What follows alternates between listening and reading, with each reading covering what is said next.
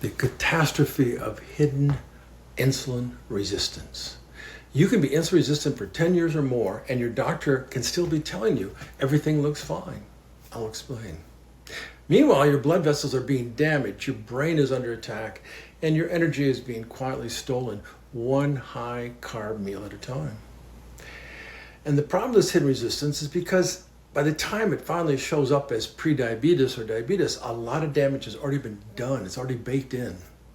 Everywhere I go now, I see the consequence of this. Expanding waistlines, fatigue, brain fog, aches and pains, and a level of chronic illness that we simply didn't see on this scale 40 years ago when I first started practice. And one of the most common silent drivers of all this I see behind this is hidden insulin resistance.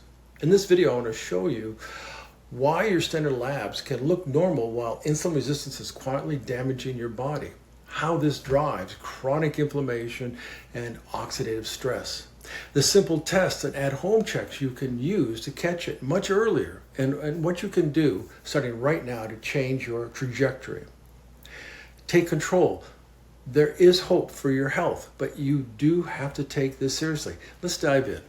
Hi, I'm Dr. Greg Forrest, Clinic Director of the Pain and Brain Healing Center and Chief Science Officer for the Biospec Nutritionals. For over 4 decades, I've been helping patients with chronic pain, fatigue, brain fog, mood issues, and metabolic disorders by getting to the root causes of their illness. And I can tell you bluntly, we are not suffering from a deficiency of medication. We are suffering from a toxic combination of processed foods, sugar, refined carbs, sedentary life, unresolved stress issues, all driving this insulin resistance. Before we go any further though, a quick disclaimer. This video is educational only and not personal medical advice. Always work with your clinician, especially if you have known cardiovascular disease, diabetes, or are on medication. So, again, educational only. Now, the big thing is that insulin resistance is always hidden to begin with. You can look normal on labs and still be very insulin resistant. Insulin resistance simply means this: your cells are not listening to the insulin the way they should. Insulin is the hormone that helps move the glucose from your bloodstream into your cells, so you can actually use it for energy. When your diet is loaded with sugar and refined carbs, or day after day, year after year, your cells are constantly bathed in high insulin over time. And they respond to this by saying, okay, enough, I'm not listening anymore. They go deaf to it. In the early stages, your body tries to compensate. Your pancreas says, well, if you're not listening, I'll just shout louder. And it pumps out more insulin, and then more insulin, and then more, and to keep your blood sugar down, looking normal on paper. Now, I want to say something very important here. This is not only about junk food and sugar sodas, and everyone is genetically and physiologically unique. I personally became pre-diabetic by eating all my life since I was 18 a very whole foods, natural foods diet, what you'd call a healthy whole foods diet. Lots of homemade breads. I made the bread myself, legumes, honey, maple syrup, not fast food, not candy, just good carbs. But for my physiology, for my body, the amount of carbs I ate and was eating, even from a natural and processed source, drove my insulin and blood sugar too high, unknowing to me at that time. So please don't assume you're safe just because your carbs are whole or organic or natural. You have to check. Your metabolism still has its limits. You personally do. Everyone's different. So if you go in for a routine physical, your fasting glucose might come back at 95 or 100. Your doctor smiles and says you're fine. But they're not looking at your fasting insulin, one of the most important numbers to look at. The insulin might already be in double digits. Day after day, your body is working overtime just to hold the line against this constant surge of blood glucose. This is hidden phase, where we have tremendous opportunity to intervene before it becomes pre-diabetes or full-blown diabetes. You don't feel it as insulin resistance. You feel it as afternoon crashes and cravings and brain fog and low mood and stubborn weight gain around the middle. That just won't move or leave, and poor sleep and increasing aches and pains because of inflammation. It creeps in slowly and eventually shows up as then chronic disease. Chronic inflammation, chronic disease. Again, This is educational, not medical advice. Talk to your clinician. There is an unhappy triad. Insulin resistance rarely travels alone. When insulin resistance builds, it rarely travels alone. I call this an unhappy triad, as I say. The insulin resistance, chronic inflammation, oxidative stress, essentially a slow rusting of your tissues from the inside out, that oxidation, that free radical damage. Every time you hit your body with a big blood sugar insulin surge from a soda, pastries, or even whole grain bread, a bowl of pasta, a steady stream of snacks, you're sending biochemicals to your body, sends stress signals to your system. And over time, that drives inflammation in your blood vessels, oxidative damage to your mitochondria, the little power plants in your cells, changes in your brain and nerve function, disruption in your immune system. Very much insulin resistance affects your immune system. This is why insulin resistance is so deeply tied to cardiometabolic risk. It isn't just about borderline blood sugars. It's about heart attacks, stroke, type 2 diabetes, all coming from metabolic syndrome. And this leads to cognitive decline, dementia, even Alzheimer's. They're calling Alzheimer's type 3 diabetes now. It leads to chronic pain in the beginning and fatigue in a body that simply just can't repair itself. Insulin resistance drives all this. When I look at a patient struggling with chronic symptoms, obesity, stubborn weight around the middle, I'm asking, is insulin resistance, chronic inflammation, and oxidative stress quietly fueling this fire, this problem? Too often the answer is yes, and it's been going on for years when I finally catch it. That's why testing is so vital, proper testing. So, the right testing, stop guessing. One simple missing lab is why we are missing insulin resistance for years. And the good news is we don't have to do that. We don't have to guess. We can measure this insulin level. If you want to detect insulin resistance early, here are some tests I think everyone should discuss with their clinicians. Number one, fasting glucose, of course. This is one of the most annual physicals. They already do it. It's helpful, but by itself it's not enough. Number two, fasting insulin. This is the big missing piece. It tells you how hard your body is working, your pancreas is working behind the scenes to keep that glucose in a fairly normal range. If the only reason your glucose is okay is maybe because your insulin is sky high, that is not a healthy situation. That is insulin resistance. When we combine fasting glucose and fasting insulin, we can calculate something called a HOMA-IR, HOMA-IR. That's research-based estimate of how insulin resistant your body is. Number three, always test hemoglobin A1C, not just when you're diabetic, but before. This gives you about a 3-month average of your blood sugar exposure. Prediabetes is commonly defined as an A1C between 5.7 and 6.4. But in my mind, if you're drifting upward and your lifestyle is carb heavy, that's a warning light, not a number to ignore. A1C also tells about something really important called glycation.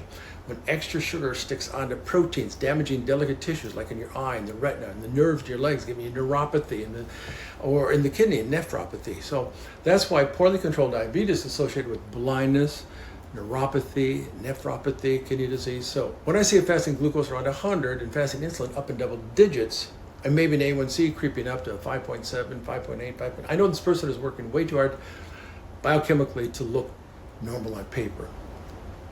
That's the moment to get serious, not to wait and see what happens.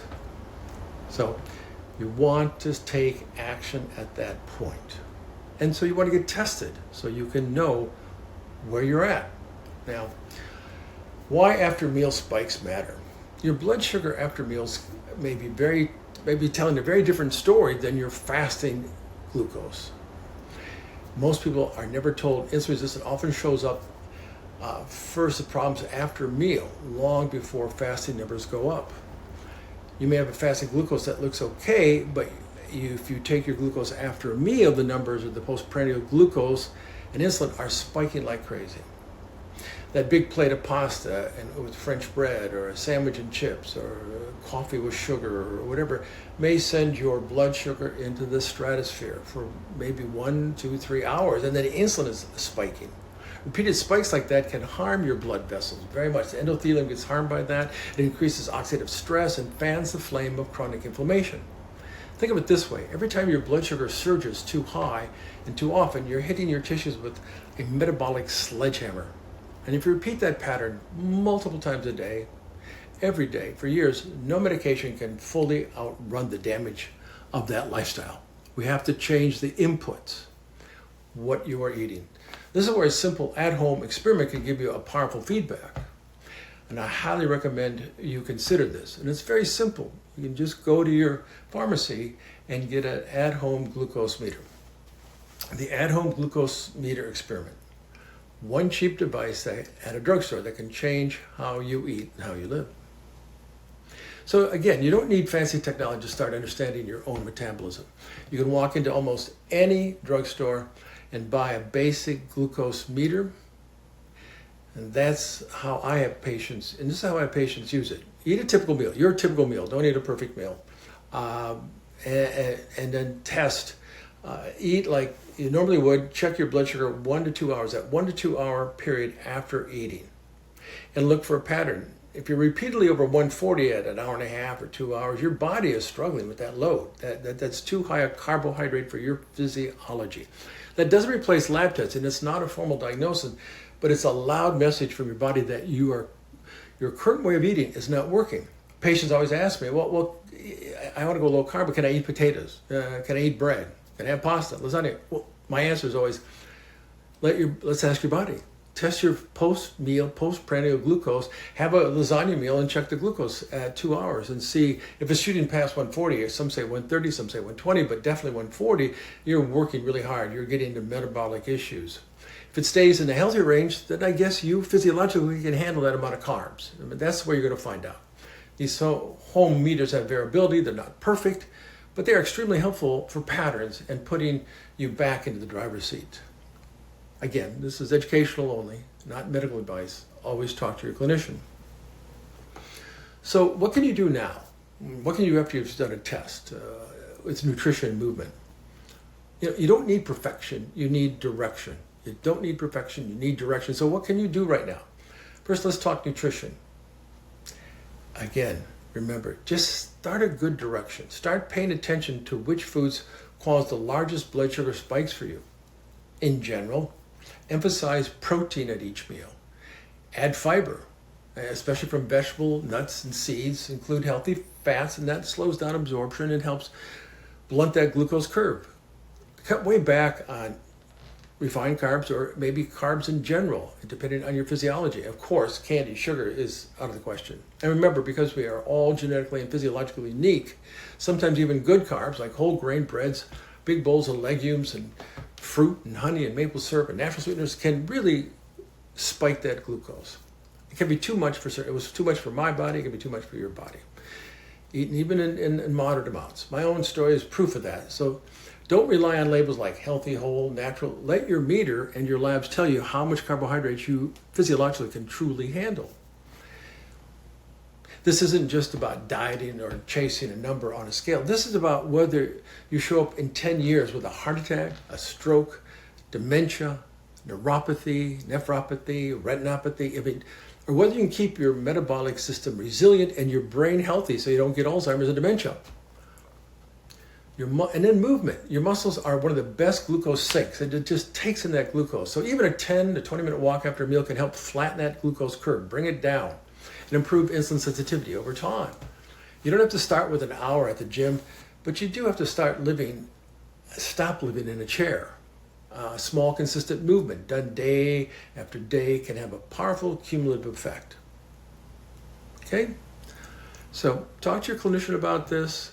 Do more research. Check out my website. There's a lot more information out there.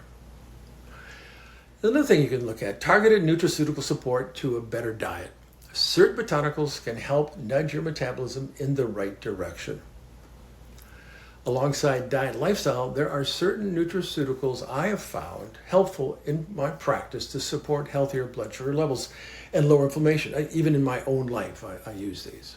And as Chief Science Officer of Biospec Nutritionals, I spent a lot of time doing research and designing formulas to do exactly that. One of the botanicals I often utilize is berberine. Human research has shown that berberine can help improve fasting blood glucose. This is on human research. And lipid markers like cholesterol, especially as an adjunct to a better diet and movement and lifestyle. There's also dihydroberberine, a form that has now been developed to improve absorption compared to plain berberine. But they both work well. For systemic inflammation and oxidative stress, I use concentrations of like curcumin and ginger and boswellia, found in a product that I created, like Inflam 95. And that product I formulated called Inflam 95 for Biospec Nutritionals. I also like my patients to know their omega-3 status. I test for this. We often talk about omega-3 index. And we aim for a healthier range. Commonly around 8 to 10% has been found in research. And I find most patients maybe down at 3 or 4%. It helps support their overall health. Of course, these are not standalone cures. You cannot out-supplement a daily assault of sugar and refined carbs and even excess healthy carbs that are simply too hard for your body to handle. They work best as part of a comprehensive plan that includes nutrition, movements, diet, sleep, and stress management. Stress can really raise your blood sugar. As always, you should work with your healthcare provider before adding new supplements, especially if you're on prescription medications for blood sugar, blood pressure, lipids. Again, this is educational only and not medical advice. Always talk to your clinician. Let's bring it all together, okay? Let's take a look at this as a whole. Don't wait for a diagnosis to start healing. So let's look at what we can do now. You can bring insulin resistance for years before standard. You can find it years before standard tests can find it. Doing and getting rid of the chronic inflammation, oxidative stress, and quietly damaging your blood vessels and your tissues and your nerves. Meanwhile, the modern carb-heavy, processed foods, plus in some cases natural and very high carb diet, is pouring gasoline on that fire. We see that results all around us with obesity, fatigue, depression, pain, early disability, all tied into insulin resistance. So do the right testing, fasting glucose, fasting insulin, A1C, and a simple home post-meal check. So just check and see how you're handling your carbohydrate levels before you become pre-diabetic. So you can make changes in your life and movement and target nutraceuticals when appropriate. You can start changing the trajectory of your health right now.